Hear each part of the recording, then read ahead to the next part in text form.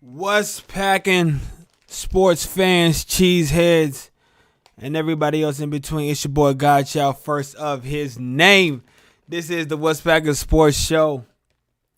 And I know I don't usually stream on a Saturday night when there's really not much football going on. But I don't know, man. I was just feeling like I wanted to get on, so I'm hopping on. Pause. And I'm going to talk Green Bay Packers football with whoever wants to talk football with me. And if nobody wants to talk football with me, then I'll talk by myself. My man Doggy Wolf, what's packing? Homie, thank you for joining the show, man. I appreciate you jumping on as soon as you got the notification.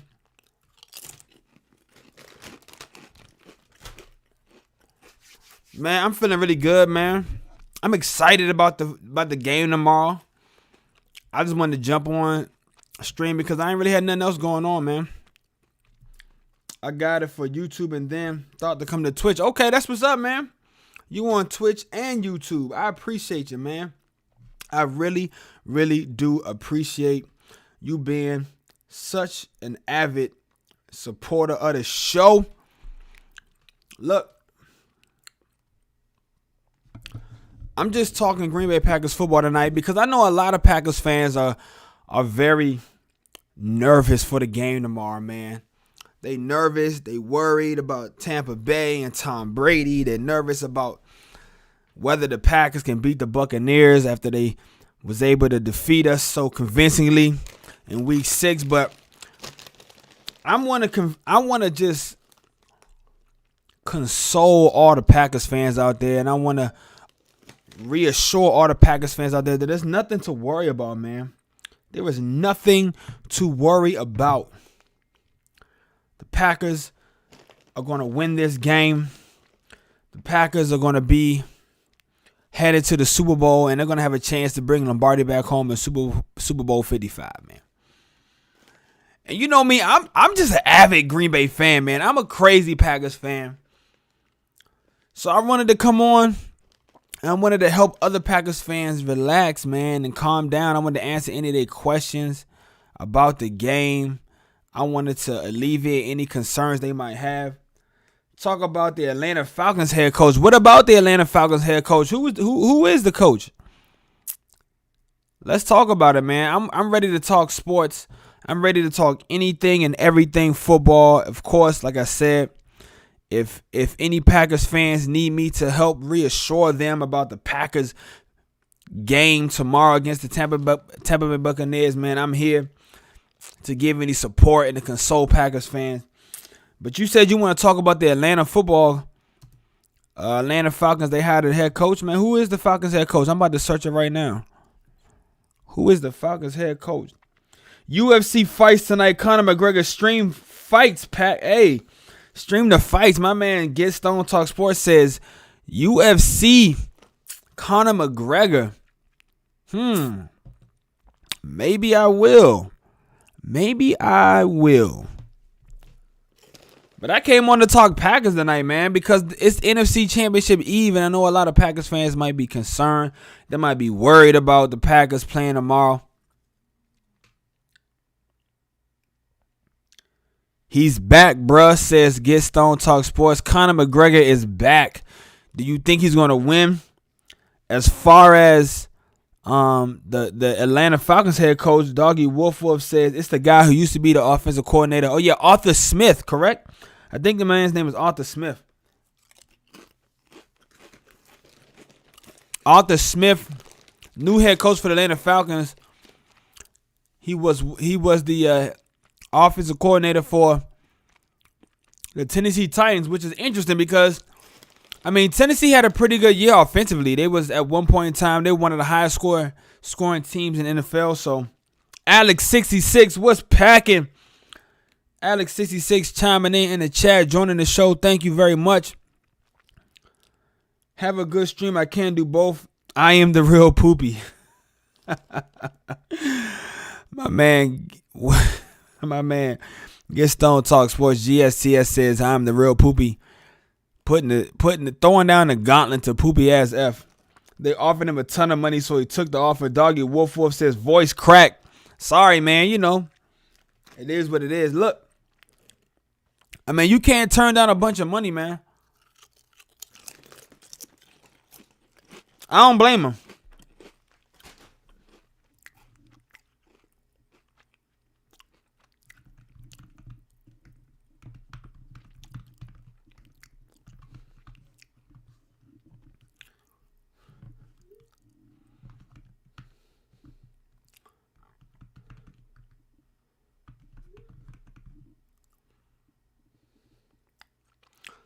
I mean, I can't blame him, man. You know what I'm saying? Like, that's every coordinator's dream. You know what I'm saying? You get a chance to be an offensive coordinator, and then, you know what I'm saying, down the road, every offensive coordinator wants to one day become a head coach, even if it's for a team that you might think isn't that just came off a rough season. And the Atlanta Falcons, they had a rough season, but at the same time, man, the Atlanta Falcons, I think they got some pieces, man. They weren't so bad. I'm not really sure what happened with the team, why they weren't able to really finish all their games. They had some injuries. Julio Jones wasn't healthy all year. I mean, Calvin Ridley, he definitely showed up. He was a freaking dog for them.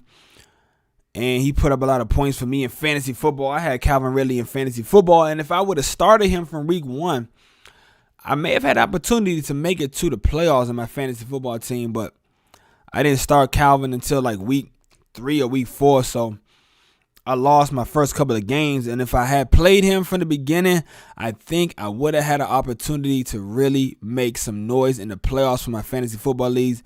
Alex66 says, how was your day? Alex66, man, my day was amazing, bro. You know, I can't complain. I'm like Aaron Rodgers, man. I'm practicing the attitude of gratitude. So I'm not going to complain. Even if I had a shitty day, quote unquote shitty day, I'm going to say my day was great, man. Every single day, I'm going to be thankful to be alive. I'm going to be thankful to be doing what I love to do, talking sports on Twitch, YouTube, and all of that. You know what I'm saying? I'm really grateful, man. I'm really blessed, man. So at the end of the day, I'm doing what I love to do, and I'm grateful. I got an attitude of gratitude, like my man Aaron Rodgers, quarterback for the Green Bay Packers.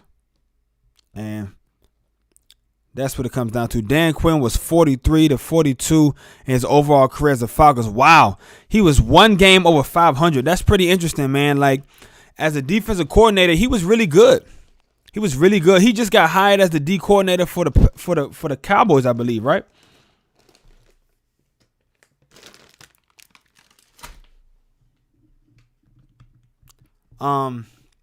Yeah, so that seems to happen a lot in the NFL, man. Guys be head coaches. It doesn't really work out for them after being coordinators, and then their next job is what chips you eating? Hey, man, I'm eating the Utz barbecue potato chips. You know what I'm saying? If Utz want to, go ahead and sponsor your boy. Shout out to the Utz. Sorry, I gotta go. My wife is an ass right. Hey, man, as they say, happy wife, happy life. So go ahead and get your life right, man.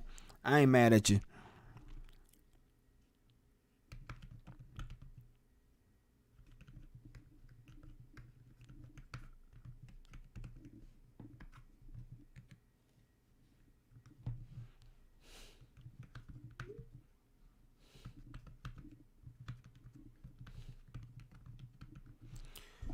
But, good thing for, interesting point, man. Dan Quinn was actually, he actually went to my college. He went to the same college I went to, Salisbury University. Split splash, I was taking a bath. Might go get some Doritos later, man. What's your favorite flavor of Doritos? I think my favorite Doritos flavor is the purple bag. What's the name? What's the Doritos purple bag? Doritos purple. Let me see. What's the name of it? I forget.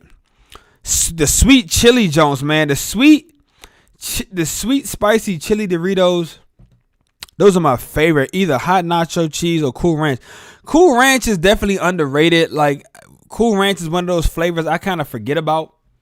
And then, like, once I have the Cool Ranch, I kind of remember how good they are. What's up with the chat? Oh, you know what? I don't think I can see it because I can't see y'all's chat because maybe the text is white. So let me see if I can change that real quick. I want to be able to see y'all's chats, man. Let me see if I can change that. All widgets, chat box. Let me see if I can change. Oh, yeah, it is. Text color is white. Damn. That's crazy. I'm going to make the text color black. And we're going to launch that. Let's just see. I mean, do I got to copy it over? Or like, what do I do now? Does it just automatically update? Hey, type something in the chat, man. Type something in the chat so I can see if I'm getting it. I can see if I got the joint updated. It was white at first, so I couldn't see nobody. It's still, yeah, blah, blah, blah, blah, blah. Man. Let me see. What's going on with the chat? I want the chat to update. Hold up now. I want to see y'all chats. I want to see the chat. I like seeing the chats on the screen. So let me copy. I need to, let me, hold on. What I got to do? Oh, save the settings. Maybe that's what I got to do. Save the settings. Save the settings. Okay, it went back to white. No, okay, back. Okay, see, I gotta change it back to black. And I gotta save the settings. Let's see. Is it fixed? Somebody type something in the chat for me so I can see what's going on. We talking about the Atlanta Falcons just hired a brand new head coach. Oh, there we go, Doggy Wolf. Thank you very much, man. I appreciate you playing along. There we go. We can see it now. Nice. I like those two. Those are in my top 5. So you said nacho cheese. And feel like nacho cheese is it's one of the GOAT flavors. You can't go wrong with nacho cheese. Cool Ranch. People like the Cool Ranch. I think my favorite is the sweet, spicy chili Jones.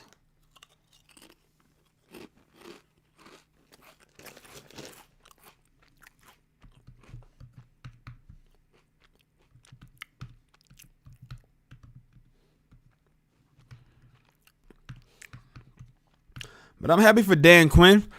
And as far as like I said, man, Dan Quinn, I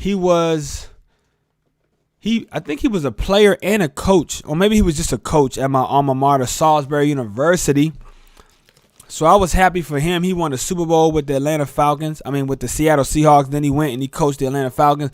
He didn't have that great of a career with the Atlanta Falcons. He did make it to the Super Bowl in that game where they lost to Tom Brady and the New England Patriots after being up by like 25 points in the fourth quarter or something crazy. And, now he's got a head coaching job he's got a defensive coordinator job with the Dallas Cowboys, which is good for him. You know what I'm saying? I always wonder because the Packers also have a former head coach as their defensive coordinator, my man Mike Pettin. And I always wonder how the coaches feel once being head coaches and then they got fired because they didn't win a lot of games and their team wasn't really that competitive. Like, how do you feel being a head coach at one point in time and then going back down to being a coordinator? You know what I mean? Do you feel embarrassed? Do you feel like inadequate? You know what I'm saying? Do you feel kind of ashamed? The Falcons are a third quarter team. They aren't built for 4 quarters. That's true, doggy. Like, the Falcons all year, man, they was not a team that played all 4 quarters. They had a couple of games they could have won. They lost by 3 points or a score or less.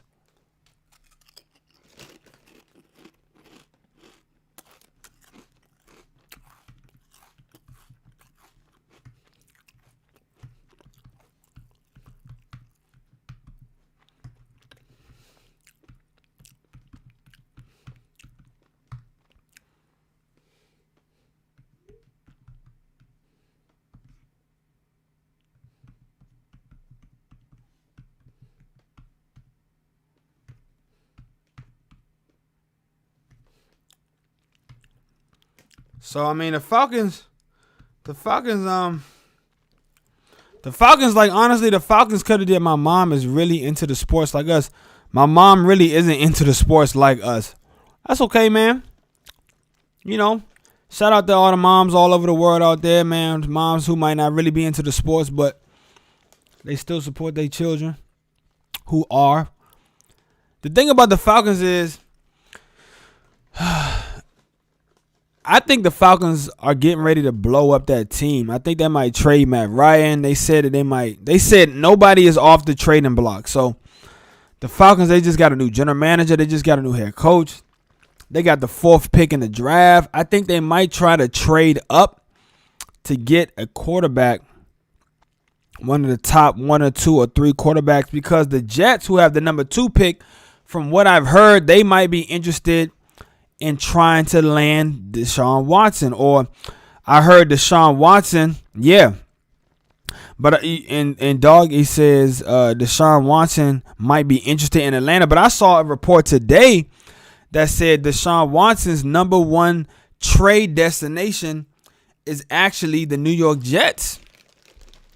So I think that's really interesting. Deshaun Watson is going to be a major player as far as where he goes and lands and ends up getting traded, because I think he's definitely going to get traded. I don't think he's going to play another year in Houston. Especially, I heard Houston was looking at, who were they looking at? Like some ex-quarterback who wasn't even that good as being their next head coach. Like some bum-ass motherfucking quarterback. Let me see. Houston. Let me just go Houston.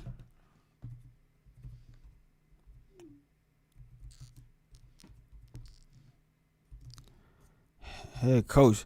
I think they're looking at yeah, man, Josh McCown. Like, what the fuck? Like, Houston, what are y'all doing, bro? Like, Houston is just a laughing stock, man. Or is it JJ Watt? He said he wanted a team that is winning ability, not Jets. They suck. Sorry to all the Jets fans. Yeah, I mean, the Jets do. I mean, the Jets were bad last year, but they had a bad coach.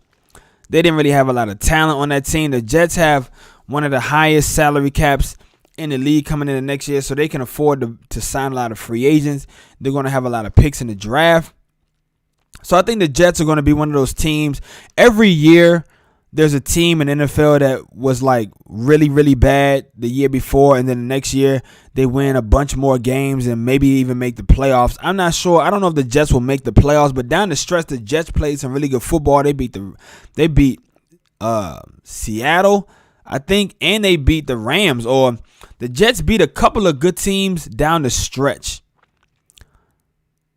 and showed that they aren't just pushovers, show they aren't just, a bunch of bums, that they actually have the will to win. And with the brand new head coach like Robert Saleh coaching that defense, and they got Matt LaFleur's younger brother, Mike LaFleur, coaching their offense, I think the Jets are going to be a team that could, potentially have a big turnaround season.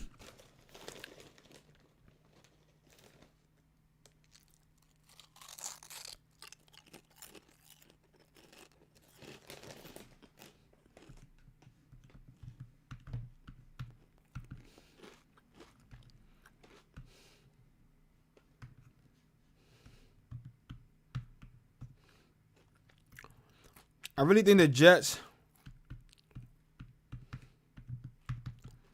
I think the Jets could have a much better season, honestly, this next year around.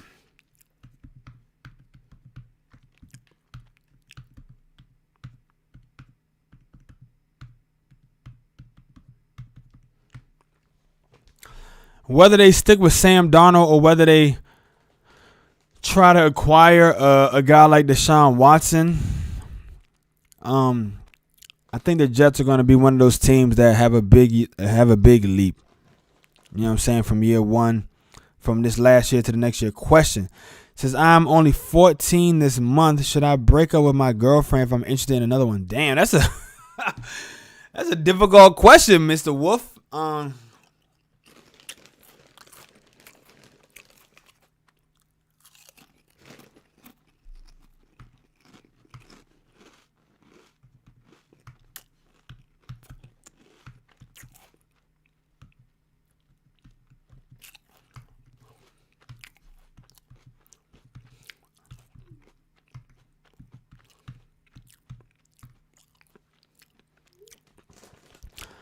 By the way, cussing fine. I cuss all the time around my friends. Man, that's a really tough question, man. How long you been with this girl? That's that. How long have you been with this girl? How long y'all been dating, man? And why do you want to break up? I mean, is there any particular reason you want to break up with her? 6 or 7 months? Okay, so almost a year. Why do you want to break up with her? Did she do something? Did something happen? Or are you just thinking about all the other fish in the sea?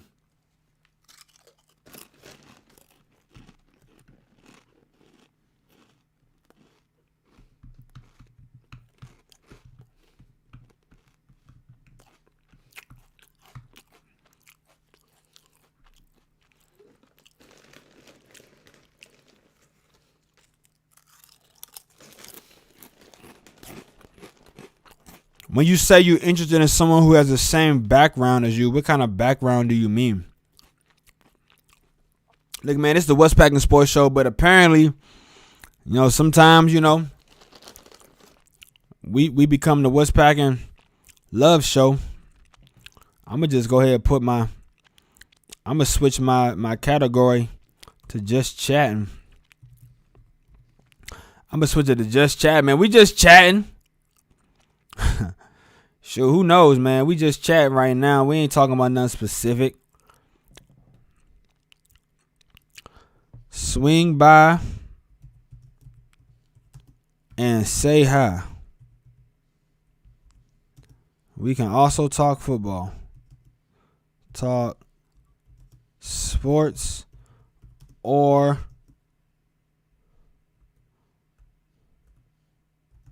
whatever. I'm going to switch my shit to just chatting. And I'm going to say swing by and say hi. Oh, shit. Hold up. Swing by and say hi. There we go. I wanted to be all. We got in an argument 1 month ago and she still hasn't forgiven me. That flows good. Okay, what was y'all arguing about? What was the argument about, yo? I mean, what did y'all have an argument about?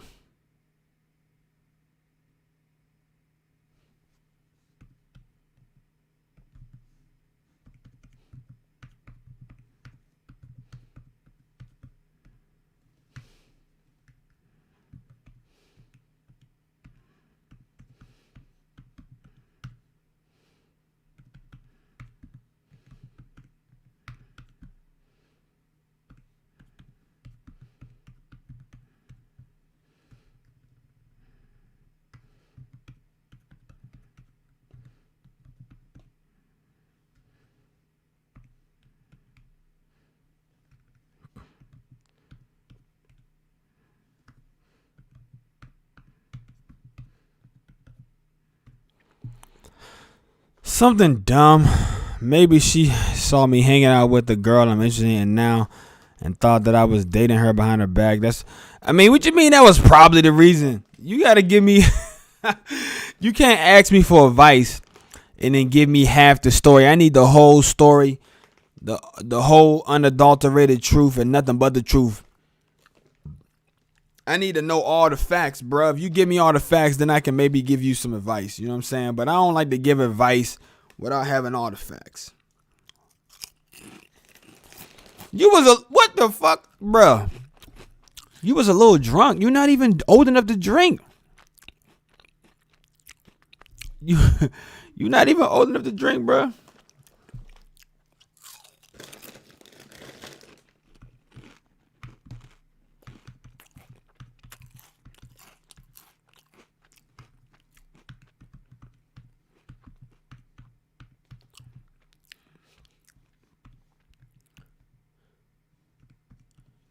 How you gonna say you was a little drunk? You're not even old enough to drink, man. You said you turning 14 this month.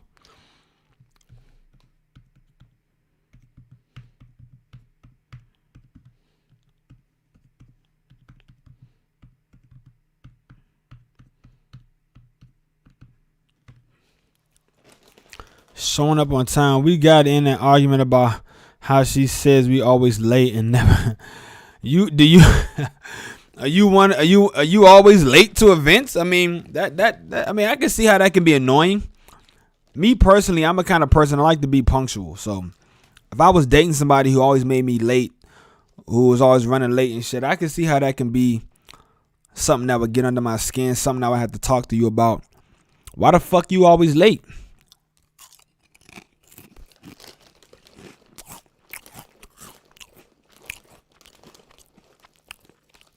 Why you always late, bruh? Why don't you be more on time?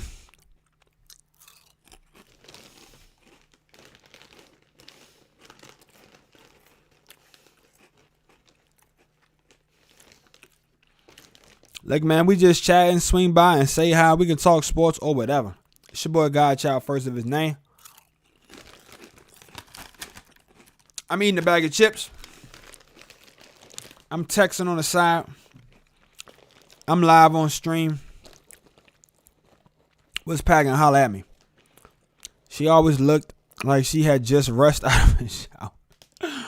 So you saying she was the one that was the reason why y'all was always late, but yet she tried to argue. She made an argument with you about being late, but she was the reason why y'all was always late.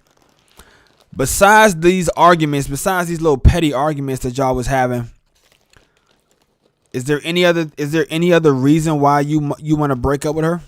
I mean, like, what's the real reason you want to break? What's the first thing when you first started thinking about breaking up with her? What was the main reason you thought about breaking up? That's what I need to know.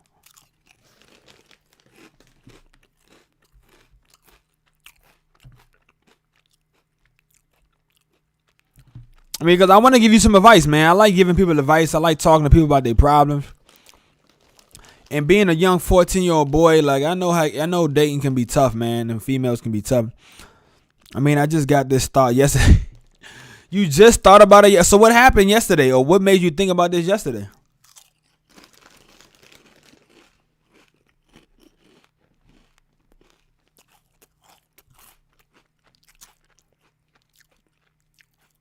I might try to see if I can stream this Conor McGregor fight.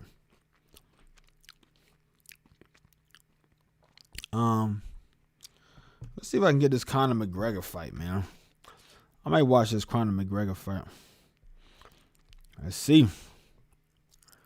See if I can get the Conor McGregor fight. Dustin Poirier versus McGregor. Shit, I might have it popping. I might have this joint popping.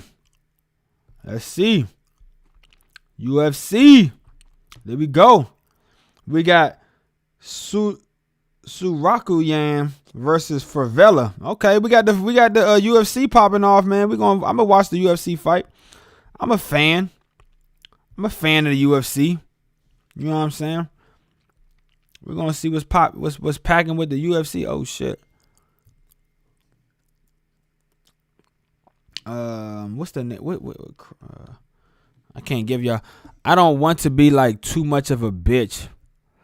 My man Triple said, "Let's go Tampa." I mean Green Bay. He. Triple, what's packing, man? Welcome to the show. Thank you for chiming in with the go Tampa. I mean Green Bay. He. Look, man. If you want to root for Tampa, I'm good with that, man. That's okay. You can root for Tampa, but just know Tampa gonna get their ass kicked tomorrow. That's all you gotta know, man. Tampa gonna give. Look, man. And I had a whole list. I have like 1, 2, 3, 4, 5, 6, 7, 8, 9. I got like 9 different topics that I was interested in talking about tonight, because I know there are a lot of Packers fans who are worried about the game. They're concerned about the outcome. They scared. They nervous. You know what I'm saying? And I don't blame them, man. You know, Tampa Bay is a really good team. Tampa Bay is got Tom Brady. Tampa Bay, they getting Vita Vea back. You know, Tampa Bay is going to be they're going to propose a tough challenge, man. But at the end of the day, man, this is what I want to say. The Green Bay Packers are the best team in football. I don't give a fuck what you think, bro. The Green Bay Packers are the best team in football right now. I'm not worried about no damn Tampa Bay Buccaneers. I ain't worried about the Bills. I ain't worried about the Chiefs, man. The Green Bay Packers are the best team in football. They got the best offense in football. They got the best quarterback in football. So none of that really matters in my opinion. But I will give it to you. Tampa Bay is going to be a tough team, but I don't think they're going to lose. I don't think the Packers are going to lose, I should say, to the Tampa Bay. For real, though, Green Bay, I'm rooting for. Bray King, 0007, a.k.a. Triple, says, I'm really rooting for the Packers. She also has very bad mental health, and I don't want to hurt her, but I can't be having a girl always making us late to everything. Oh. Yo, doggy, look. Okay, let me tell you right now. Look, man. As a guy who has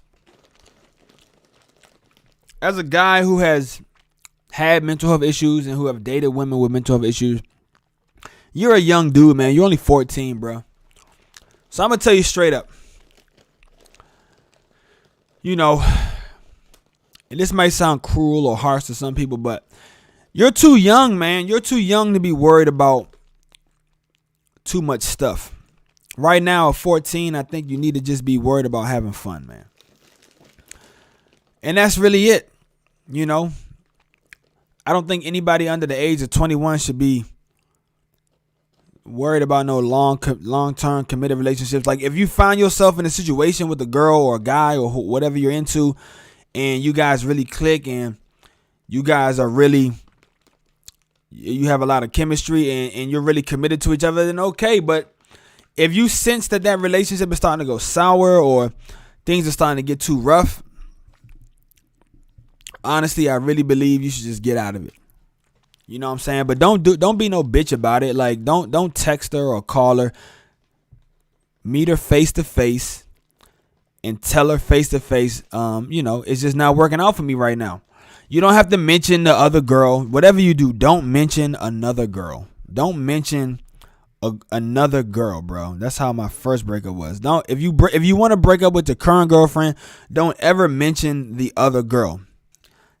Just be honest about, yeah, well, that's because you're a fucking child, man. No, you don't break up over text message. That's not what you do. That's not some manly shit. You want to be a man. You want to always be a man about your business, the way you handle your business. You want to do it in a manly fashion. So don't break up with your girl over text message, or your guy, or whoever it is you into, whether you're gay, straight, non-binary, poly, whatever it is.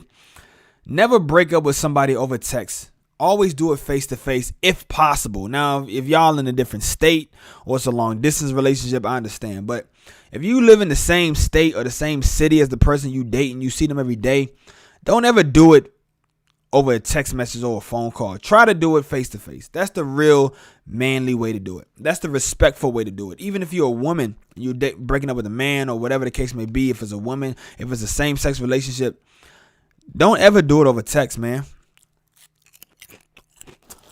Oh, y'all live 400 miles away. Okay, that's a problem right there, bro. That's a problem in the first spot.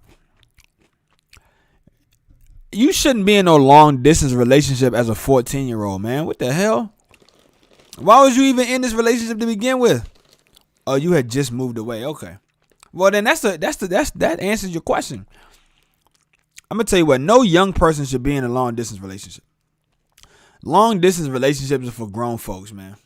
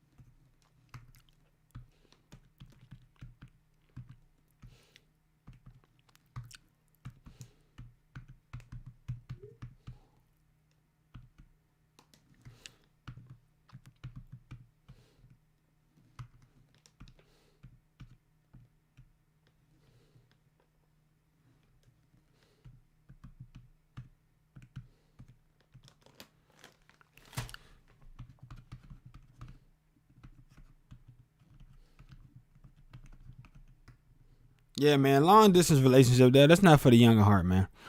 We were neighbors. Yeah, now the girl that I am with now and the other girl are both close to me, not literally.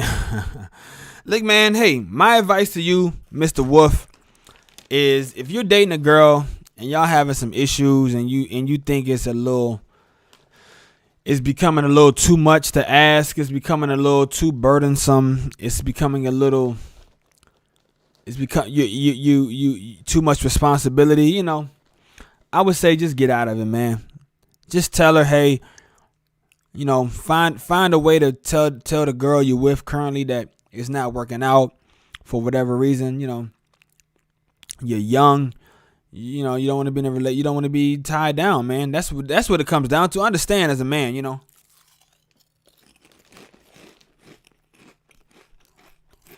A really good person who gives really good relationship advice is the comedian Bill Burr. Google Bill Burr relationship advice. He has really good relationship advice. I'm not quite as good at it, but I just think that you're too young to be dealing with a bunch of issues and problems, man. When you're young, when you're 14, 15, 16, 17, 18, 19, 20, relationships should just be fun, man. And the moment it stops being fun, that's pretty much when you need to get out of it. Broken ankles. What's packing, man? Thank you for joining the show.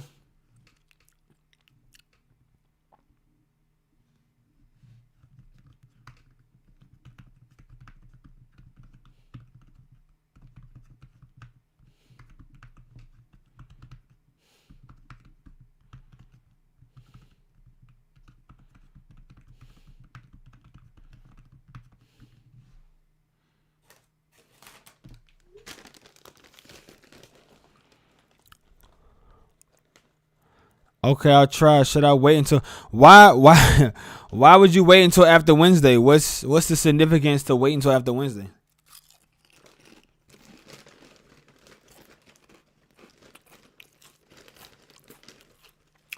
Oh man, Wednesday's your birthday. Broken Ankle says Bucs winning 69-0, bruh. Look, man. There's no way in hell the Bucs are gonna win to begin in the first place, and they damn sure not gonna win 69-0. I don't got the Bucs winning on Sunday, man. Like, I'm not worried at all, and that was the reason why I started this stream initially, was to kind of give Green Bay Packers fans some encouragement and some positive affirmation and some assurance that, look, no matter what happens on tomorrow, the Packers gonna win, bro.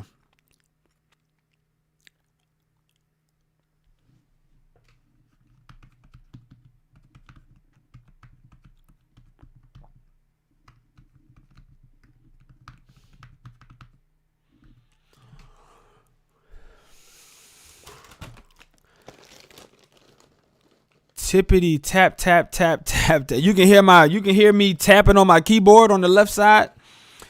Broken Ankle says we are trading Stafford, man. What do you think about your coach, man? Like, what about this head coach, man? Dan Campbell talking about biting people's ankles and eating people. Like, what the fuck is up with Dan Campbell, man? This dude is a freaking maniac, bro.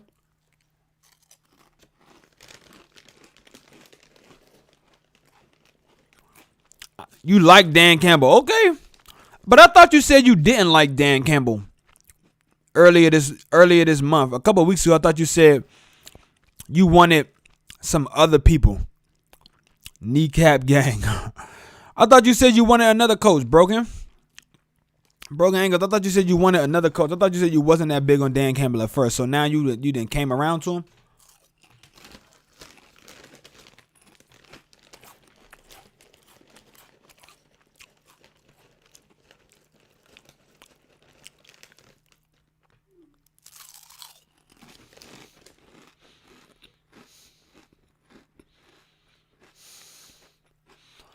I mean, well, just because the coaches you want got taken don't mean you have to like the coach you got. In fact, I feel like as a fan, it's good to be positive and keep an open perspective. But I mean, at the same time, one of the jobs of a fan is to voice your opinion. And if you feel like the coach that they hired wasn't really a good hire, then you got to voice your opinion. Now, that don't mean you can't say at the same time, look, I didn't really like this guy.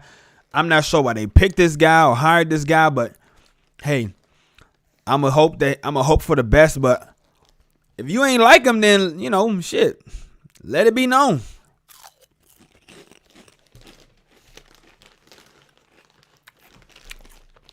I mean, yeah, I guess they definitely going to play tough. He was talking about it, getting knocked down, and on the way up, biting people's ankles off and biting people's kneecaps off. I don't know what the fuck that was about. Like, what did you think about his press conference? Did you watch it?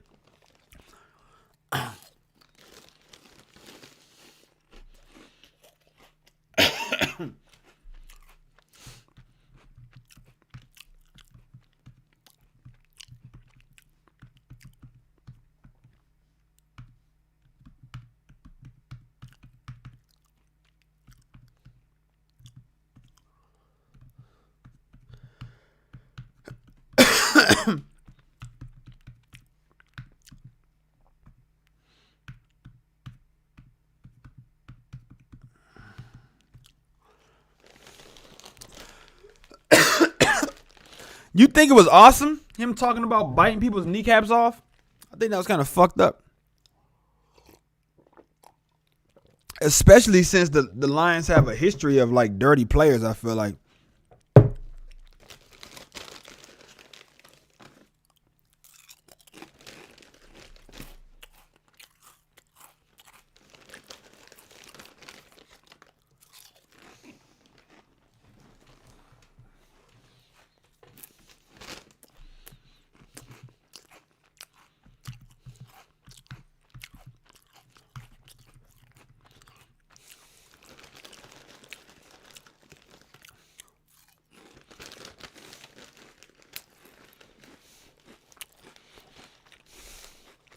Yeah, and Ndamukong Suh, yeah.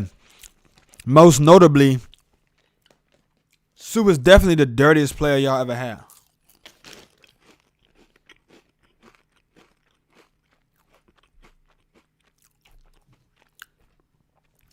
I'm trying to see what's up with this UFC fight, man.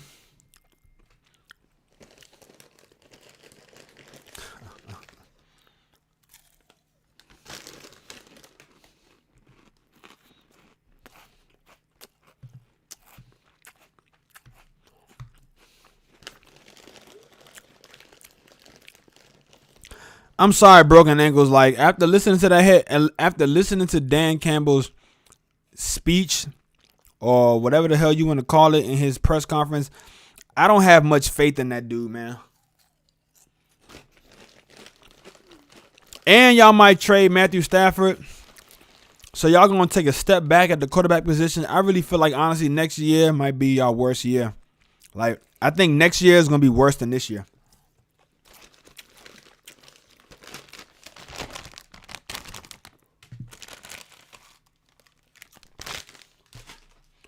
Sorry to hear it. You agree? You think y'all going to be... What was y'all record this year?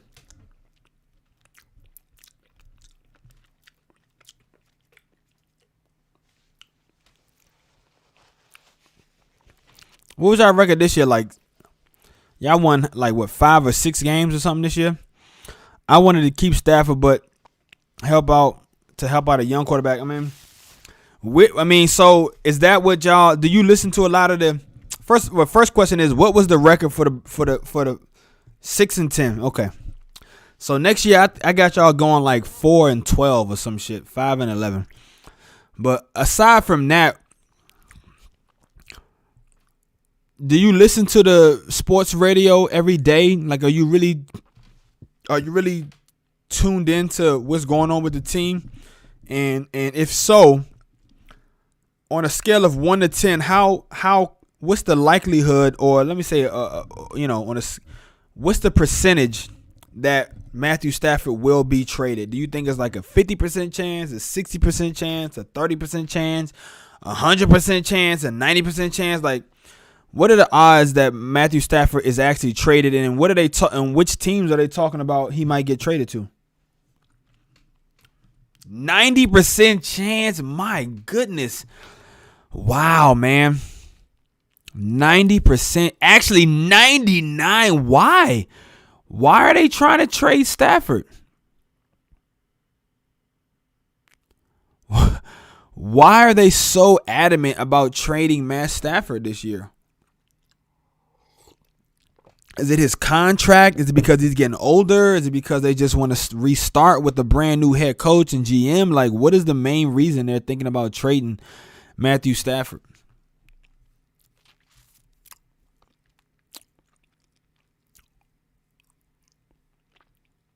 You know, I'm gonna change my shit back to sports, man. Fuck that. I ain't about to be on this just chatting shit. Sports. I'm about to change it back to sports, man. And I'm gonna go over here. Let's see what's going on. We ain't got nobody in the chat over here. Let me go over here, man. Let me go over here. I'm gonna change my shit back to sports. Swing by and say hi. Yeah, you can do that shit whenever.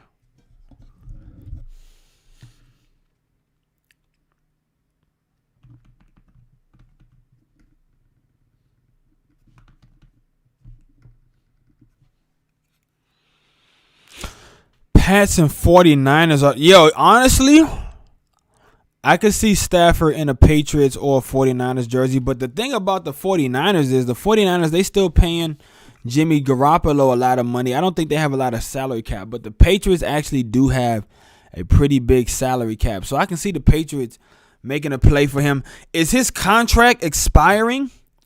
Like, is he going to be a free agent?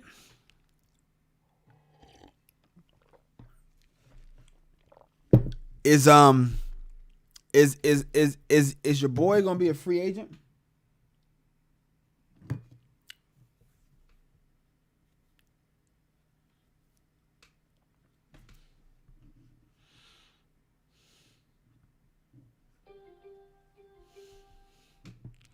You can't remember. So that's what I'm saying. Like, why are they trying to get rid of him?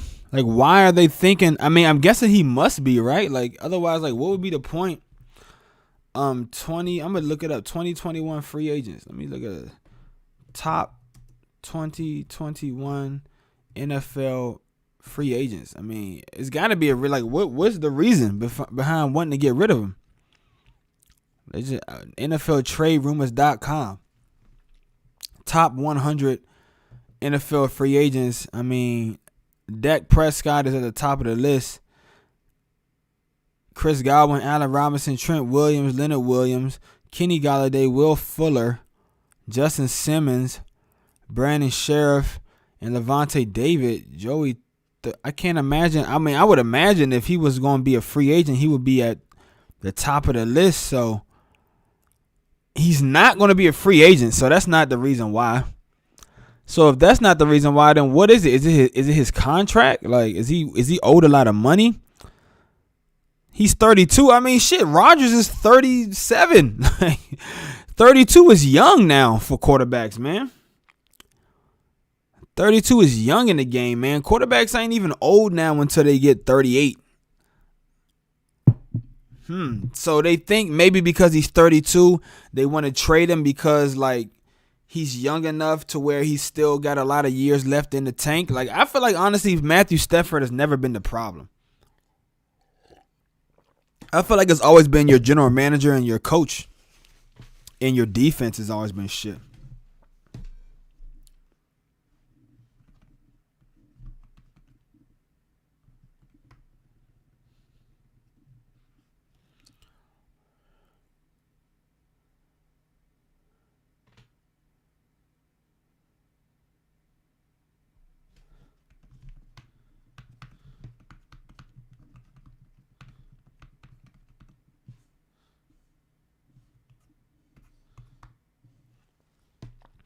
We want him to win. That's what I love Stafford. I mean, honestly, like Aaron Rodgers this offseason and even like this year during the Pat McAfee show, Aaron Rodgers talked a lot about how he thought Matthew Stafford was like very underrated. And I'll say, like, as a Packers fan, and because the Lions were always a team that historically over the past decade the Packers have really beat up on, and, you know, I never really seen the Lions as a threat in the NFC North.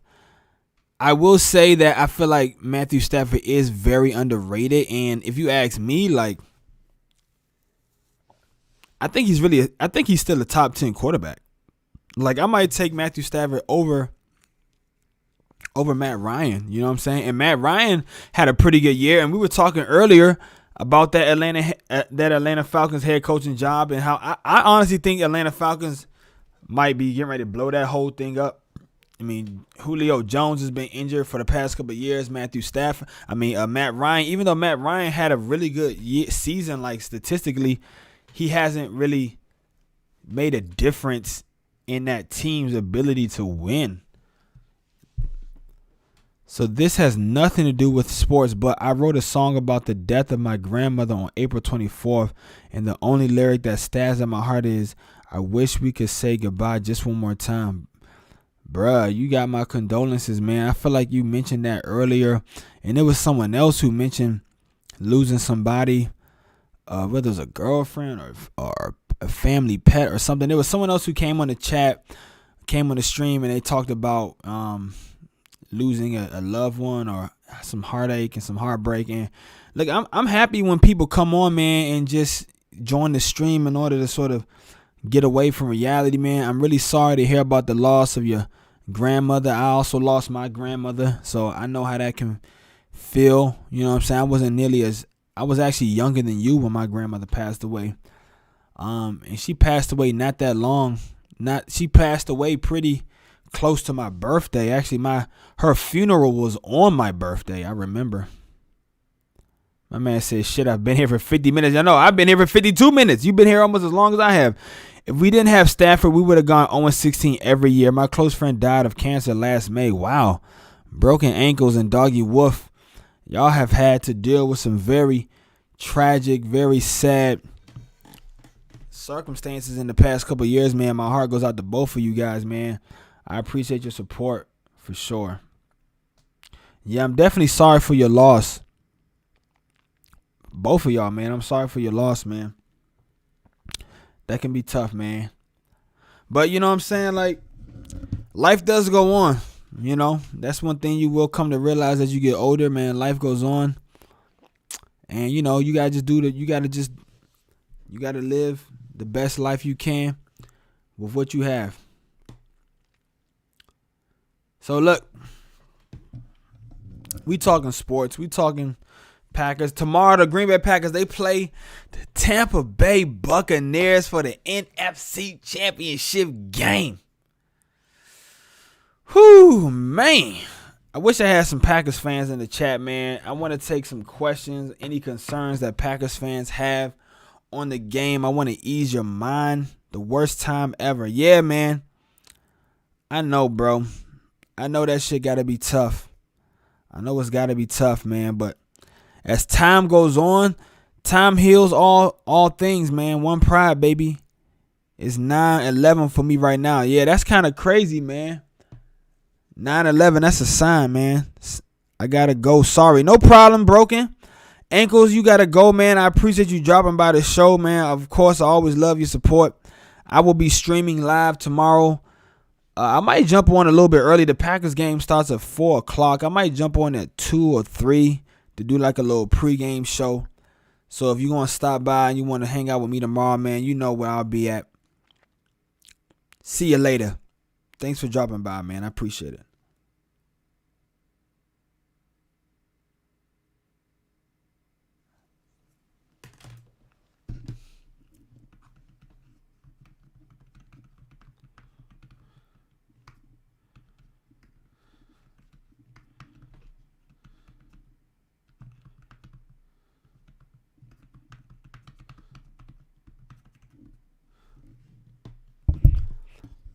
Drew Lock 1. Hello, Go Pack Go and Bills Mafia. What's packing Drew Lock 1? I'm assuming you must be a Broncos fan. Drew Lock number 1. Are you a Broncos fan? And if so, how do you feel about Drew Lock? This was his second year. This was Drew Lock's second year, right? And apparently, I feel like the Broncos they actually won some games down the stretch. Like, how do you feel about? You say I feel good about Drew Lock. He didn't have such a hot rookie season though. From what I remember, his rookie season wasn't that great. Pre-roll ads are now disabled. I just ran a. Now I want to know, like, what does it look like when I do a commercial break? I just ran a 60-second ad. Do y'all see the ad, or like what happens when I run an ad? Are y'all watching the ad right now? No. Doggy Woof Woof says no. We don't see the ad. Okay, so maybe I don't know. Maybe it just runs. I don't know what the point of that ad is there. You said you need O-line. You need an O-line, but Drew Lock went 4-1. Okay, yeah, his rookie season, because he didn't start from the beginning. Right, he didn't start from the beginning his rookie season. So he went 4-1 his rookie season. And then and what about this year? What was y'all record this year? Did he play the whole game? Did he play the whole season? Or I feel like I heard at some point in time the backup came in. What's my man's name? He used to play for the Ravens. Bum ass Ravens player. Joe Flacco. I mean, I always felt like Joe Flacco was kind of like one of the most overrated quarterbacks in history. Yeah. And I feel like I would have never paid Joe Flacco that $20 million. He was the first $20 million quarterback. He was last year. Okay, so Joe Flacco started last year, and then Drew Lock came in, and Drew Lock went 4-1, and then Drew Lock started this year. But did Joe Flacco play? Didn't Joe Flacco play games this year? Did Lock get injured or something? I really feel like I saw that. And y'all drafted Jerry Jeudy, right? No, he was a Jet. He was a starter last year. Oh, yeah, you right. So, okay. So he started last year, but then they traded him to the Jets. Okay. So Drew Lock played the whole season this year, and he took y'all to a 9-7 record. That's actually not bad. That's actually pretty good, honestly, for a team that has a lot of pieces. And I know Von Miller was hurt this year. I feel like the Broncos, they won that Super Bowl a couple years ago, and then they just fell off the face of the earth. Like, they lost a lot of talent. They took a step back from the quarterback position. Yeah, I'm happy. Good O-line then. Okay, so y'all just need an O-line. Y'all got Phillip Lindsay. I like the Falcons. Doggy says I like the Falcons. Look, I mean, I think the Falcons can be better. Yeah, with a better coach. But I think the Falcons are gonna be bad again this year coming up. Like, I think they're gonna blow it up. I think they might, put a lot of, they might try to make a lot of trades and try to get some new players and get a new quarterback. They got a new head coach. They got a new general manager. I think the Falcons are gonna have a rebuilding. They might be rebuilding for the next 2 years.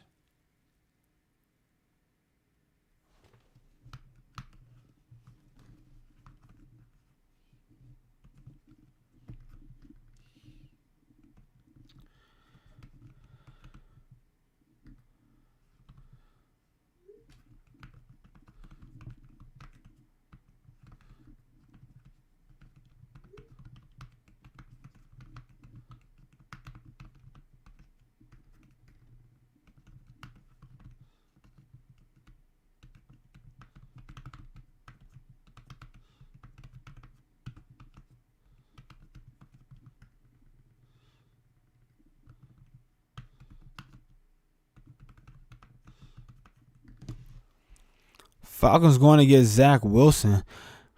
Zach Wilson, that's the he's a rookie quarterback, right? He plays for like BYU or something. Zach Wilson. He's one of the rookies, or he's one of the like freshmen. Not freshmen, but like Zach Wilson. Let me see. Zach Wilson, quarterback. Some nigga play baseball. Some dude play baseball. Came up. Zach Wilson. Zachary Capano Wilson is an American football player. Oh, for the Cougars, BYU Cougars. Okay, BYU the Cougars. I like Cougars. BYU going to draft. Yeah. I'm hoping for Deshaun Watson there, but he's probably going to go to the Jets. Yeah, man. Honestly, I think so. I mean, if Deshaun Watson goes to the Jets, that means that the Jets will have to trade Sam Darnold, and maybe they try and trade Sam Darnold to the Falcons. You know what I'm saying? Maybe they trade Darnold to the Falcons and having the number 2 pick, or maybe they just trade out of the number 2 spot. And here's what I think could happen. I think the Falcons at number 4. I think the Falcons at the number 4 spot, I think they will be looking for to draft one of the top quarterback prospects. And because the Jets, who have the number 2 pick currently, either they're going to stick with Darnold or they're going to make a big play for Deshaun Watson. And I think that means that they won't be as interested in keeping the number 2 overall pick, and they'll be looking to trade down to acquire more draft picks, more draft capital. And I think a team that they can trade down with will be a team like the Atlanta Falcons at number 4, because the Jets will still have a chance if they trade with the Falcons at number 4. They go from 2 to 4.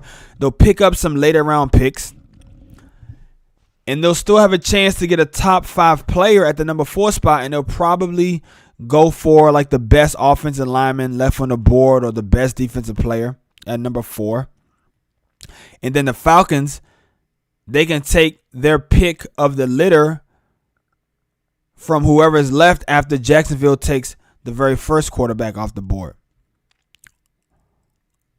So I think this is going to be an interesting year, man. I think it's going to be a really interesting year for the NFL trades and free agency. There's a lot of free agents that are going to be big names.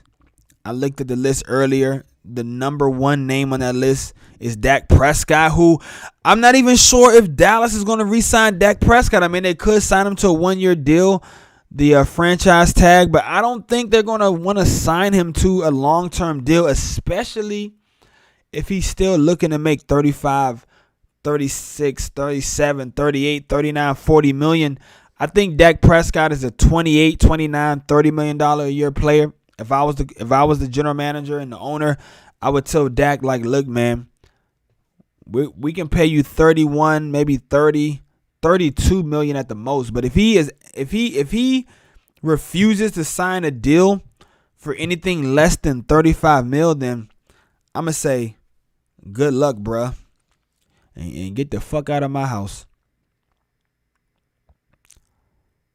What will be traded away to the Texans first and third? What will be traded away? Texans first round and third round.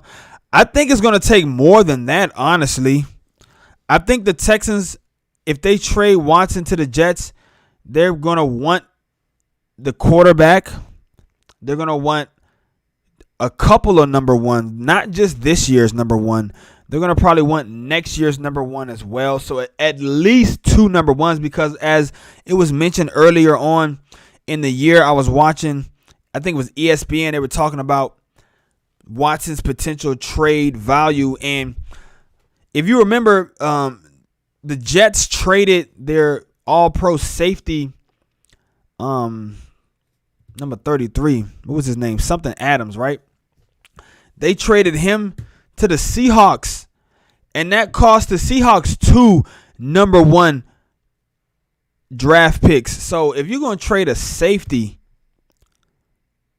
and the safety is going to cost you 2 number 1s, I would have to imagine at the bare minimum, the very bare minimum, Josh Watson is going to cost you 2, maybe 3 number 1 overall picks, because a quarterback, a franchise quarterback, is way more valuable than a franchise safety or an all-pro safety. So if Jamal Adams, that's his name, Jamal Adams costs the Seahawks 2 number 1 overall picks, I think it's going to cost the Jets at least 3 or 2 at the most, like 2 at the very least. So it's going to cost them at least 2 this year and next year's number 1 overall pick.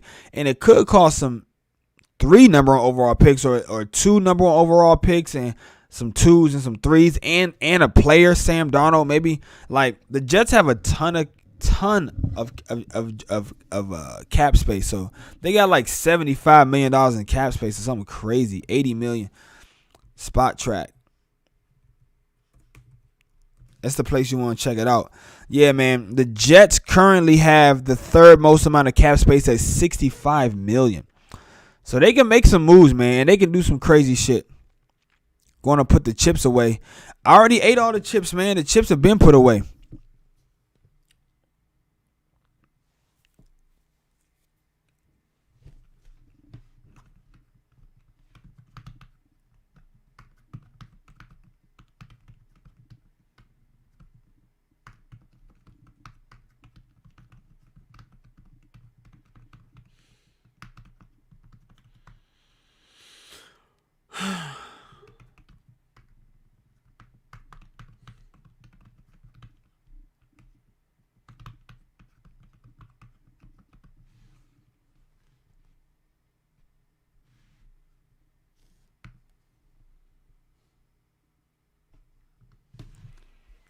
I want Denver to draft an O-line and sign an old quarterback to teach Drew. I mean, but who could they sign? I mean, like, who's really out there in the market? Like, you know what I'm saying? You already had Joe Flacco, and you got rid of him. Like, who else could you sign? I'm trying to think. Like, let me look at them. Let me go to the fucking free agency. Let me go back to my free agency list. Oh, what happened to the free agency list? Let me go to top NFL 21 free agent. Let's go. Let's see. Let me go down the list. This is the NFL Network, and this was back in August 11th. But the free agents don't change. George Kittle. What the fuck? Are you kidding me? George Kittle's gonna be a free agent? Nah, bro. I gotta go with the updated list. This is from January 23rd. Here we go. All right, Dick Prescott.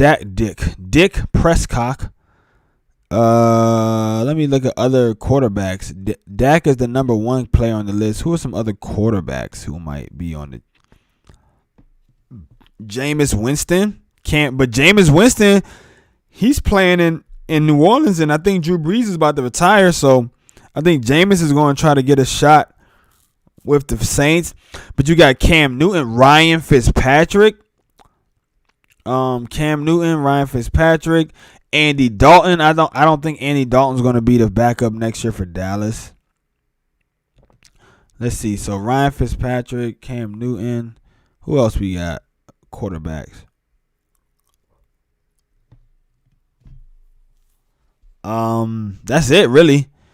Oh no, Mitchell Trubisky, Jacoby Brissett. Maybe they pick up a guy like Jacoby Brissett to play behind Drew Lock and kind of give him a little bit of. I mean, Rivers was my first pick, but he retired. I mean, of the players that are available though, like Rivers maybe would have been a good guy, but of the players available, it seems like it's going to be Jacoby Brissett, Mitchell Trubisky, but Mitchell Trubisky's still a young guy, so I don't think he'll be looking to be a backup veteran guy to a young dude. He's going to be looking for a start position, but Jacoby Brissett, he's been in the league for a while. He could be somebody that maybe they could pick up. And if not Jacoby Brissett, then, I mean, maybe a guy like Ryan Fitzpatrick or Andy Dalton. But, I mean, Andy Dalton isn't really a guy that I feel like you bring in to coach a younger guy. I mean, he's kind of a bum if you ask me. So I think your best bets are going to be Ryan Fitzpatrick or Jacoby Brissett. And if you had to choose between Ryan Fitzpatrick or Jacoby Brissett, who would you rather take?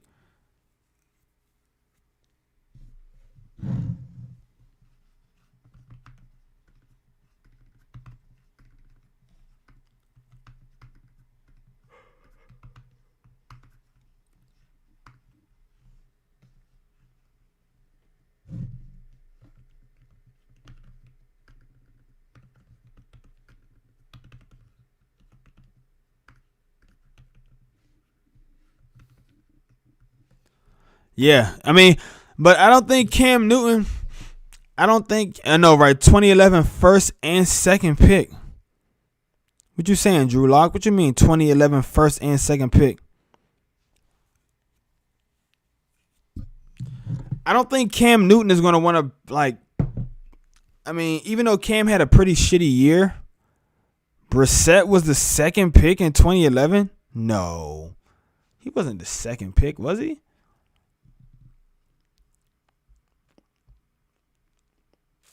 I don't think Cam Newton is going to want to be like a designated backup to a rookie. I think Cam Newton is going to want to like try to go someplace where he can still have a chance at competing for a starting position. Cam Newton and Von Miller. Yeah, Cam Newton, yeah. And Von Miller. Okay, yeah, I'm about to say Jacoby Brissett. Like, I know he wasn't taken second overall. I mean, yeah, what happened to Cam Newton, bruh? Starter, then mid-switch. But why do you want a guy who's going to start and then mid-switch? Like, you know, Drew Lock is your guy, like, right? He's the quarterback of the future. So why would you want to bring in a veteran quarterback and then have them switch out in the middle of the season, right? Like, Drew Lock is your guy. He led y'all to it. Did he play the whole year this year?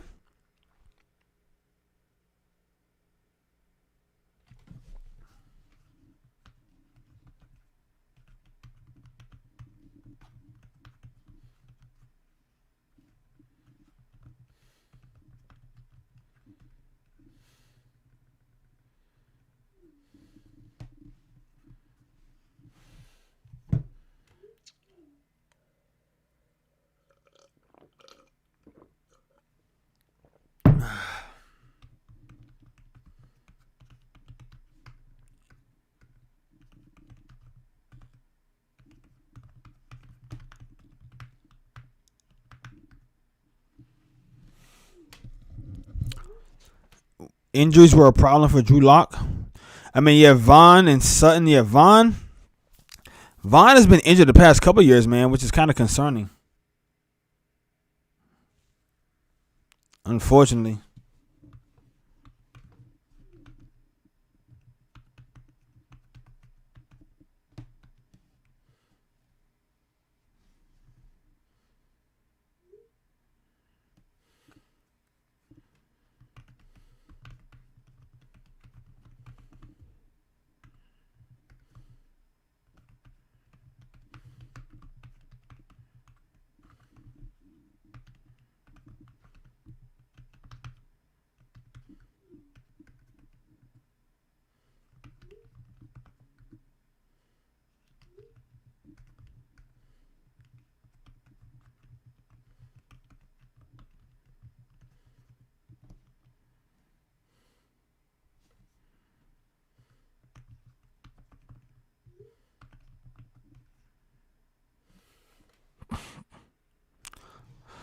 Nerf 655, what's packing, man? I'm getting hyped for tomorrow's game. Let's talk about it, Nerf. You hyped for tomorrow's game?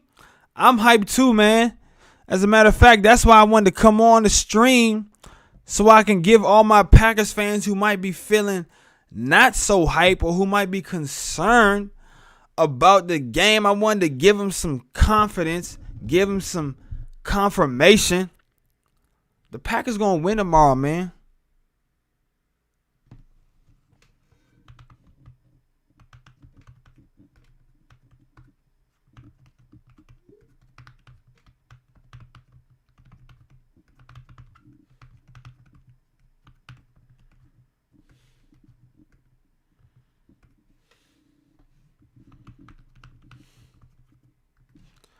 Nerf says, I'm hype. What are your predictions for tomorrow's game, Nerf?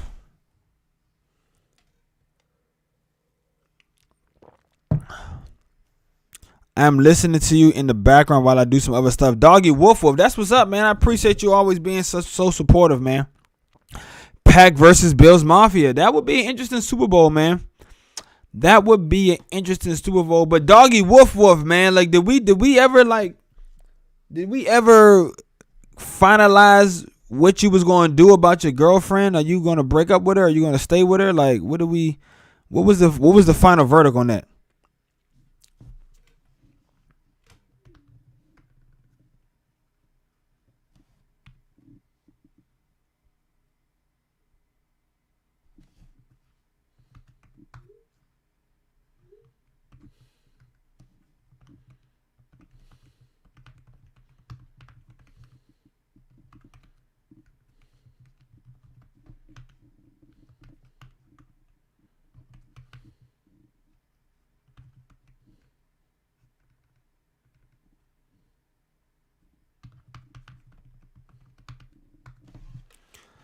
Packers 35-24, Bills 21-17. Drew Lock with the big time prediction, thinking it's going to be Packers versus Bills Mafia.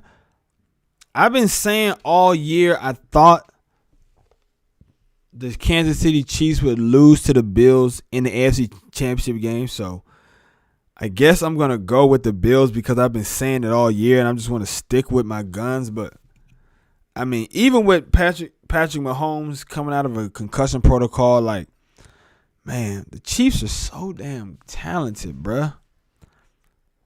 But, hey, I'm pulling for the Bills. I mean, Bills versus Packers would be an interesting Super Bowl. But I think the Super Bowl that we all want to see, that every single fan wants to see no matter who you root for, like we can all agree that Patrick Mahomes versus Aaron Rodgers, Packers, Chiefs would just be like the ultimate Super Bowl, man. So as much as I think that the Bills could win and I might be pulling for them to win, or I had said all year long that they would win, I'm kind of pulling for the Chiefs now. Like I mean, especially if the Packers win. If the Packers win, I definitely want the Chiefs to play in the Super Bowl, so the Packers going to have an opportunity to beat them.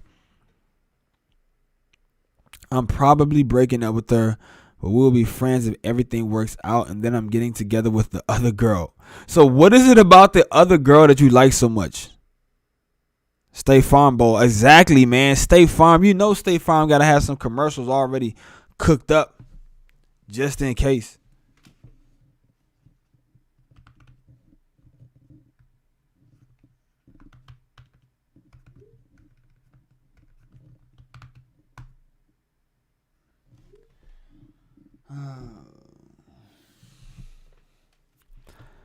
We were neighbors and never knew it. So you fell in love. J_Twitch_. Thank you for following the channel. I appreciate your support. Well, we saw each other a lot in Atlanta, and then we moved to the same area around the same time. Okay, Joggy Wolf got a little love triangle. He got a love situation going.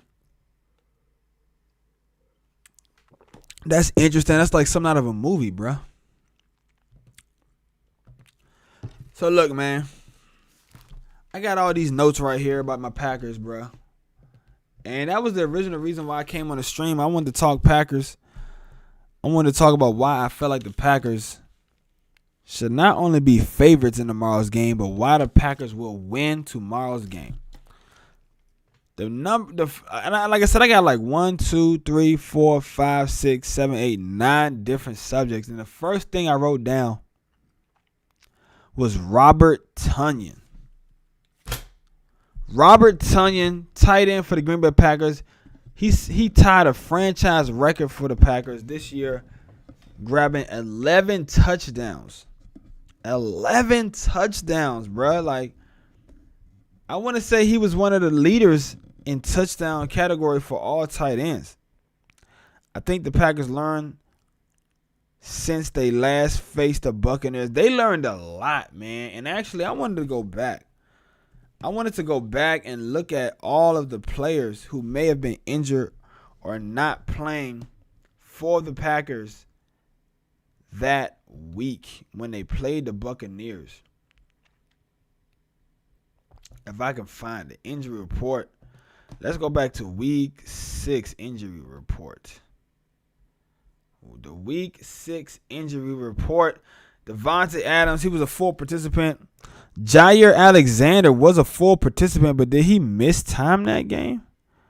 Chris Barnes, Kenny Clark, Tyler Irvin, Rashawn Gary, Kevin King. Now, Zadarius Smith earlier on in the week, he talked about guys who was missing, and that's what meant to make me like go back and look at it, because he said a lot of guys was missing. It don't seem like it was that many guys. Yeah, what the fuck is he talking about? Let me go to week 7. Let me see, week 7. Week 7, who was missing? Jair. Nah, man, Jair was good. What the fuck? What are you talking about, man? Jair was good week 7. I mean, they played the Texans. I'm not sure. Okay, but Bakhtiari was out. We lost him in the game. Chris Barnes was limited. Tyler Irvin was out. Rashawn Gary was limited. Kevin King was out. Tyler Lancaster out. Darnell Savage, Preston Smith. So I'm trying to figure out, like,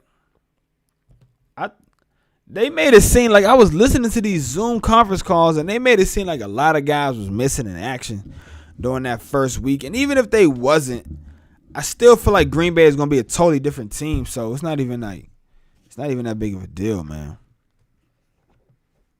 I think the Packers learned.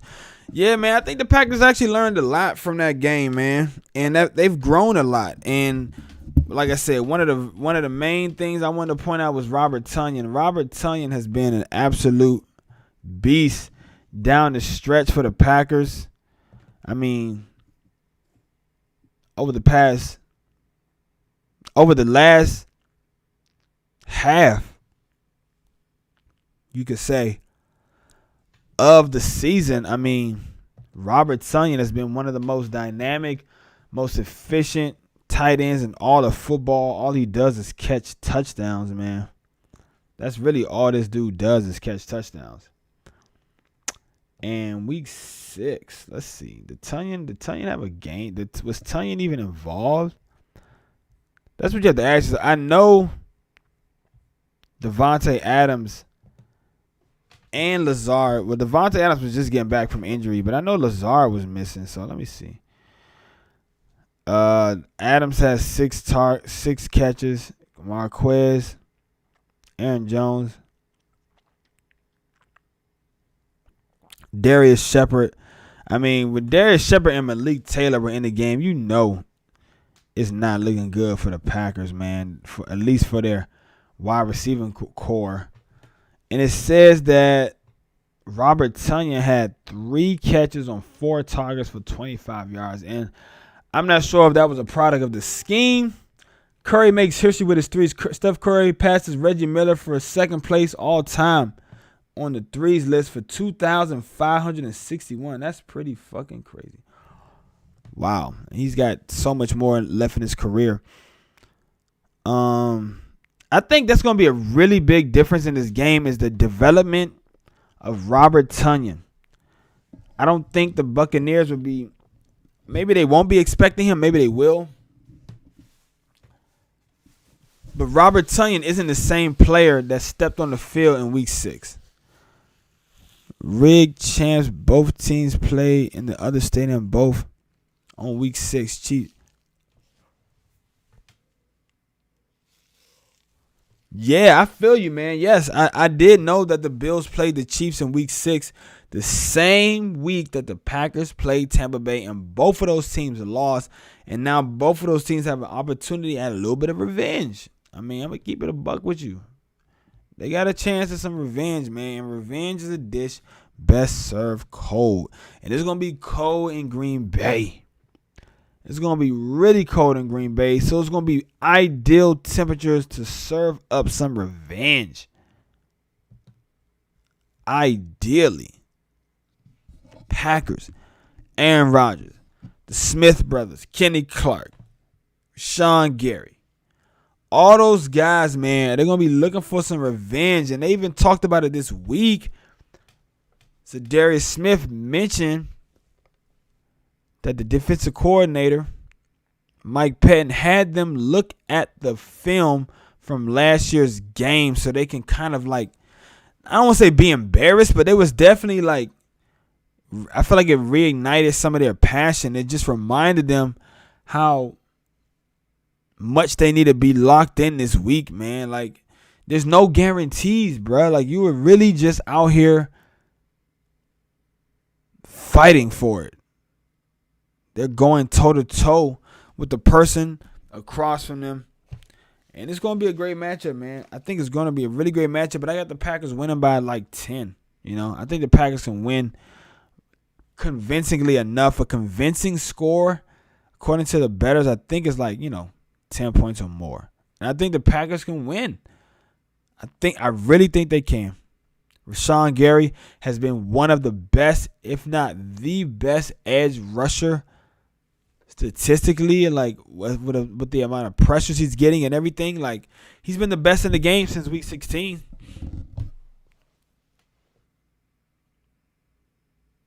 You know, very interesting. Very, very interesting.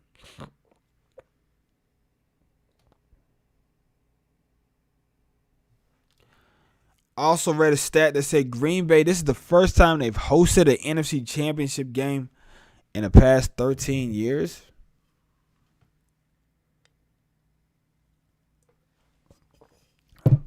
And not only that, the Packers have 18 victories in the postseason at home, which is second most all time out of any other teams with home field advantage. So what does that tell you, bro? What does that tell you? Green Bay is ready, man. They ready to restore the tradition. They're ready to restore the tradition of winning football and bully ball in Green Bay during the cold, during the winter, during the playoffs. What else I got on my list? The O-line is intact, man.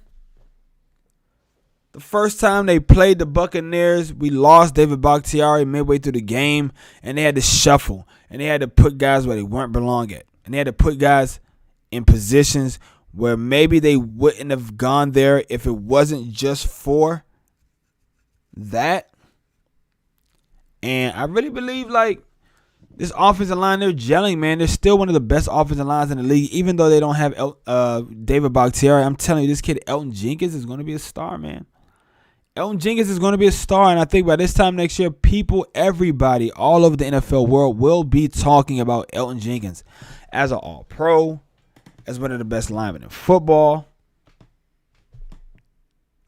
And there's so much being said about what the defenses facing the Packers have been able to do against other teams in the past and what they want to do and the Photoshop and all this other stuff. And it's like, at the end of the day, man, the Packers have the best offensive line in football. Period. And they can run smash mouth football. They can run the ball down your throat and then hit you with the play action. And I think the offensive line just being solidified and everybody knowing their jobs and everybody being comfortable with what they're doing, I think that's going to have a big significance on how, this could play out.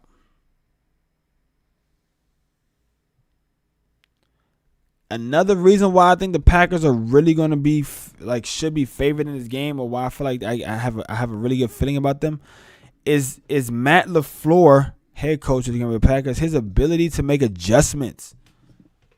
Now, in the past, year and a half, they seem to come out flat. Sometimes, that has been an issue this year as well. They'll have two really good halves and then have a bad third quarter, or they'll have two really bad halves and have a good third quarter and then another bad fourth quarter. And it's just like, you got to be more consistent, man. Gotta be more consistent. But overall, I think Matt LaFleur has really got this team playing how he wants them to play. Big prediction, Tom and Patrick both get injured. Wow, that is a big prediction. Why would you make such a prediction? And I'm going to go get some more water and I'll be right back. Do you know something we don't know, Drew Lock?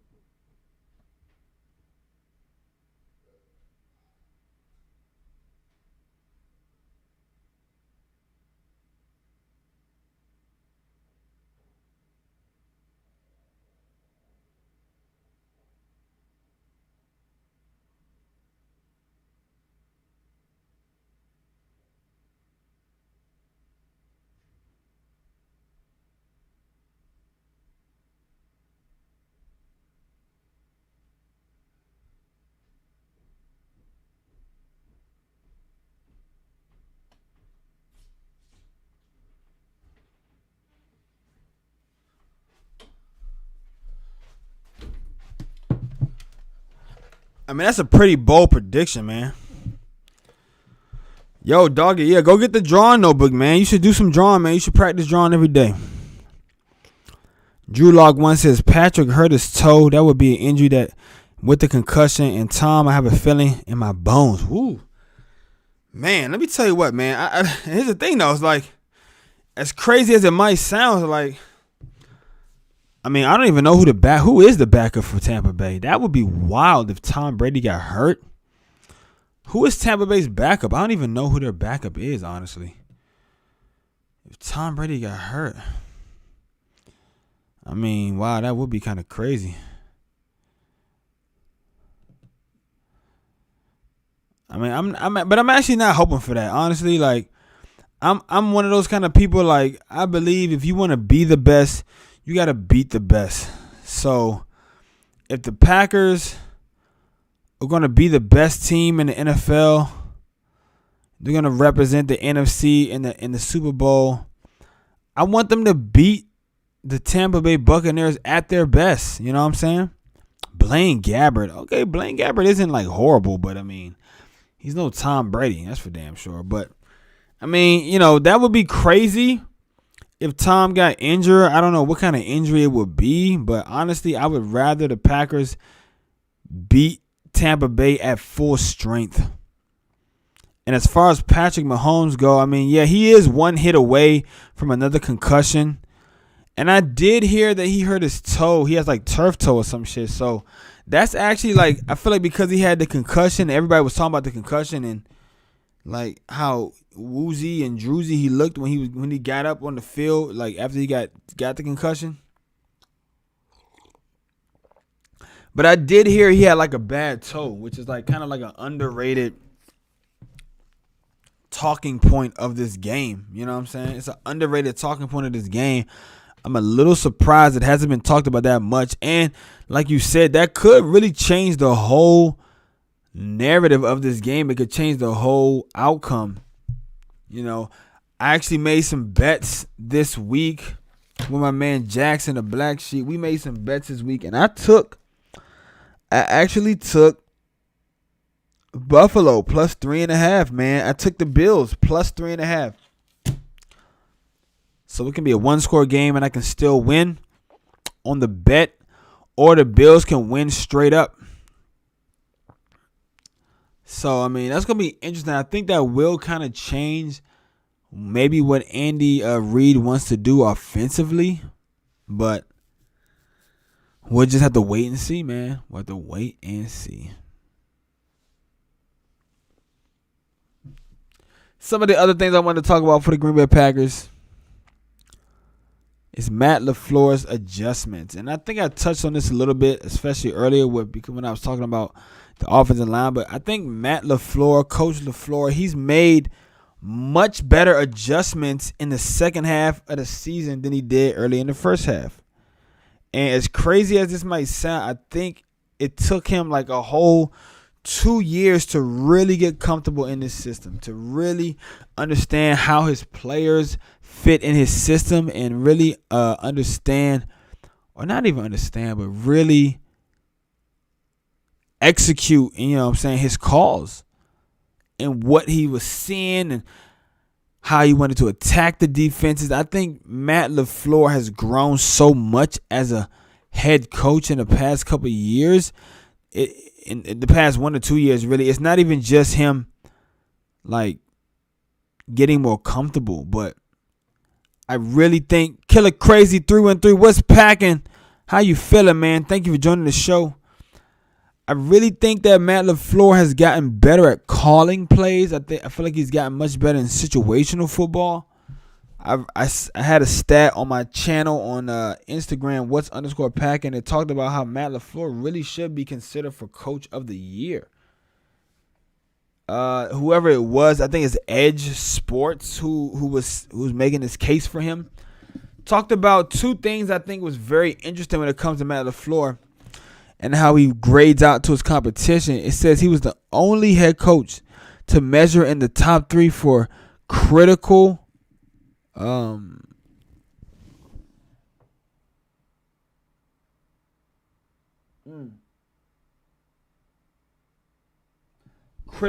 critical index and the power index. And apparently the critical index just kind of like, I guess, breaks down all of the calls that he made as a head coach and a play caller in critical situations.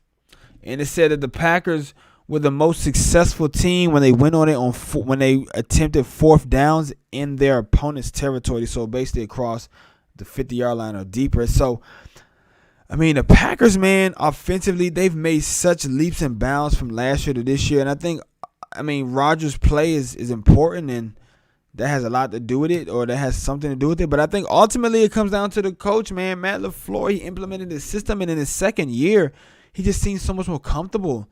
So I have to give him credit for that. Killer Crazy throwing up the trophies.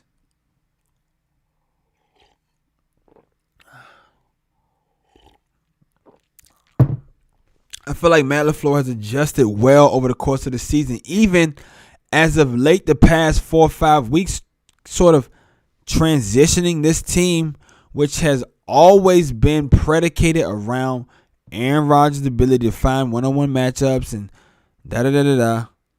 He's now enforced this role, this identity on this team. I don't even say force, but he's really brought that identity to this team of being tough and being smart. And I think it's helped a lot. I really do. Killer Crazy 316 says, goal! 1, 2, 3, 4, 5, 6. My man gave 6 touchdown emotes, and maybe that's the amount of touchdowns Aaron Rodgers and the Green Bay Packers will have next game tomorrow. Maybe it'll be 4 from Aaron Rodgers and 2 on the ground. Or maybe it'll be 4 on the ground and 2 through the passing game.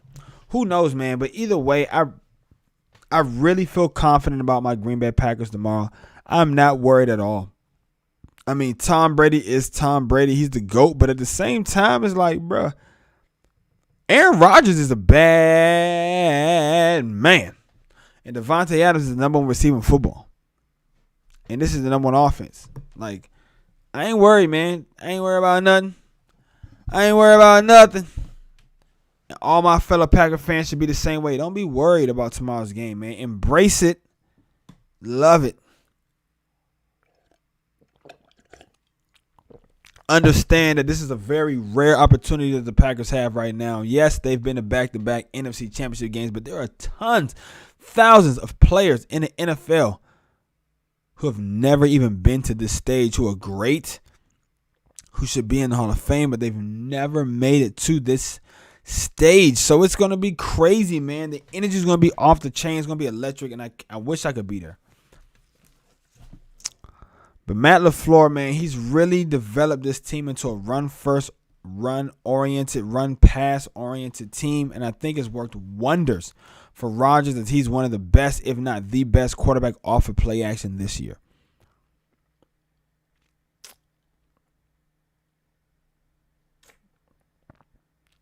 The thing about the defense for the Packers and Drew Lock dropping a ton of these touchdown emojis. I'm watching Mcgregor's fight. Yo, I was thinking about streaming Mcgregor's fight, but I couldn't really get a good stream for it, man. If I could, I would. McGregor is a legend. Isn't he supposed to be fighting one of the Paul brothers this year? That would be dope.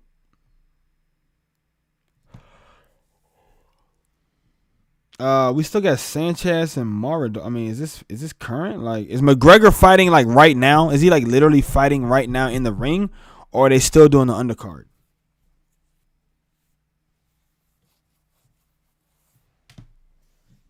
Cause I'm watching Sanchez and Maradona undercard. Yeah, he is in like he is in like a few months. You doing both games? Yeah, Drew Lock. I'm doing all the games tomorrow, baby. I'm doing Packers Tampa Bay at 4 o'clock Eastern time, and then I'll be doing the Kansas City Bills game in the afternoon, man. I'll be all day, baby. We all day with it. All day, every day. Sports, Packers, whatever. We in there. I appreciate you.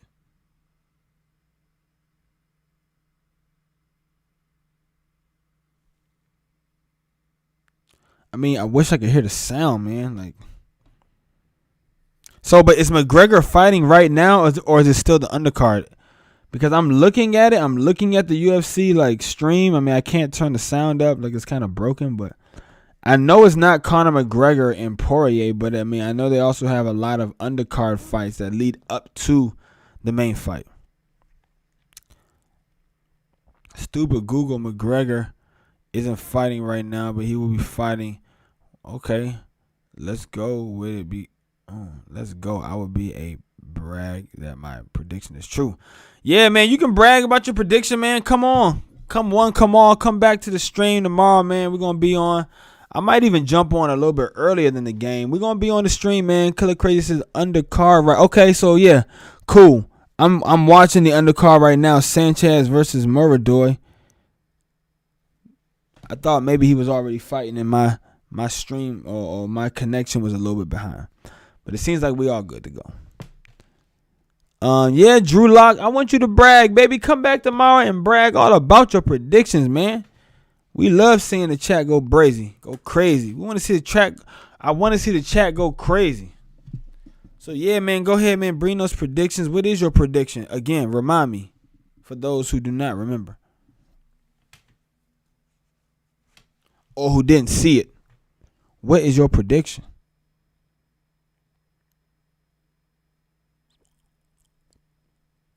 Yo, I don't know if I could ever do octagon fighting, bro. That shit is so brutal, man. It's so barbaric. It's so close to like gladiators and shit like that of the past. Octagon fighting, that shit is really barbaric, bro. And it's like they're going to the second round. Both Tom and Patrick will get hurt. Wow. That's your prediction. Both Tom and I mean, that's a bold freaking prediction, man. That is a really bold prediction. I wouldn't even go that far. And like I said, I don't even want them to be hurt, man. I want the Packers to beat them at their full strength. It's bad enough Antonio Brown ain't playing. Some fans might see that as a gift, and they say don't look a gift horse in the mouth, but I don't see it as a gift, man, because I really want the Packers to beat all their opponents at their best strength. So it's no excuses. But look, ladies and gentlemen, I'm about to get up off of this stream, man. I'm a little tired, man. I got through about 5 or 6 of my points on the Packers and why I think they're gonna win tomorrow.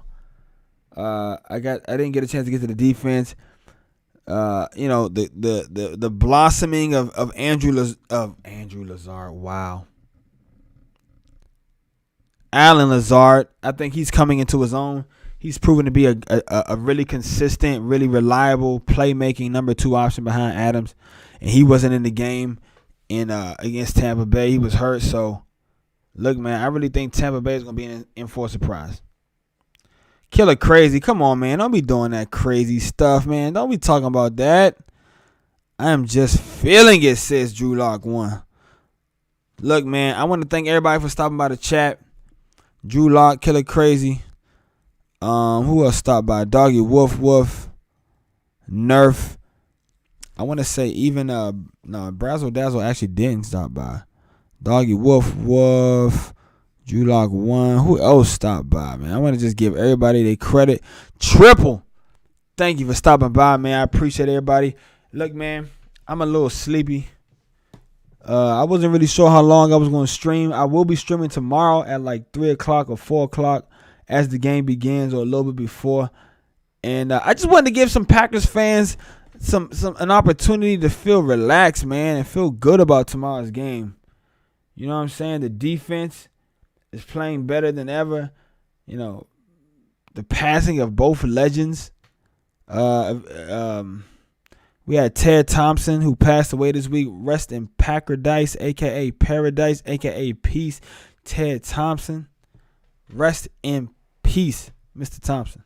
A moment of silence.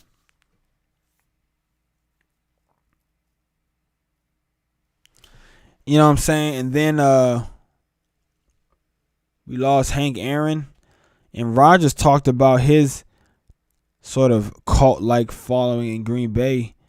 And he just talked about how, like, being the number one athlete or being the face of a franchise, how much it means to him and how much weight that kind of carries. And honestly, that's honestly one of the main reasons why I think the Packers are going to win tomorrow. It's just Aaron Rodgers' leadership, man. Aaron Rodgers has just been a different player this year. And yeah, they lost in week 6, but if you listen to a lot of the press conferences and the Zoom calls that they've been having lately, like all this year, really, you can pick up on what Rodgers is putting down. You know what I'm saying? At least I did as a 32-year-old man. Like, I really be listening to what he has to say, and I really take it to heart, man. And I think, like, him being more of a vocal leader this year for the team has really given this team an advantage that they didn't have in the past, man. And yeah, there may be different ways for you to lead your team, different styles of leadership. Killer Crazy, peace out, brother. I will talk to you hopefully tomorrow, man, when I'm on the stream. Hope you're doing good. Peace. There's different styles, and Rodgers admittedly said that his style wasn't the most vocal style, but I think this year him being more vocal has really produced for this team, has really helped this team in critical situations. All right, Killer. 44 seconds says Doggy Woof Woof.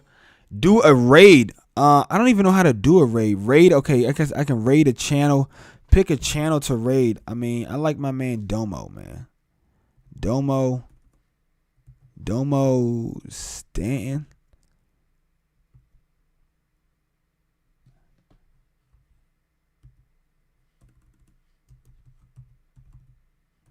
He's not on. Domo's not on. I don't know. What channel should I raid? What channel should I raid? Star Yuki? I just typed in S, man. What kind of raid y'all want to go on?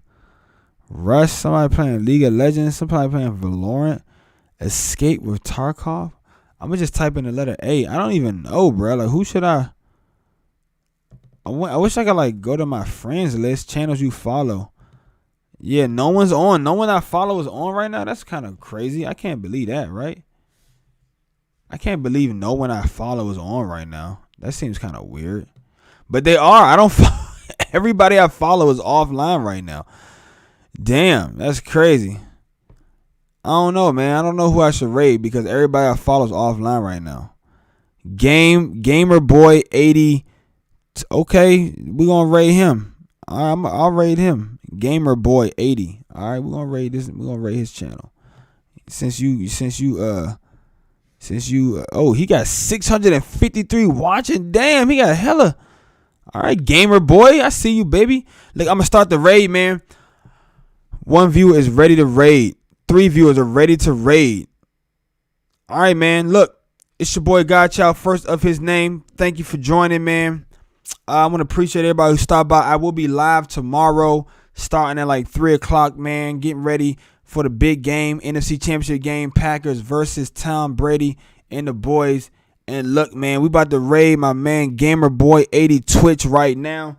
Until next time, as I like to always say, go Pack Go, and the Bears still suck. Peace, and thank you, everybody. I love you.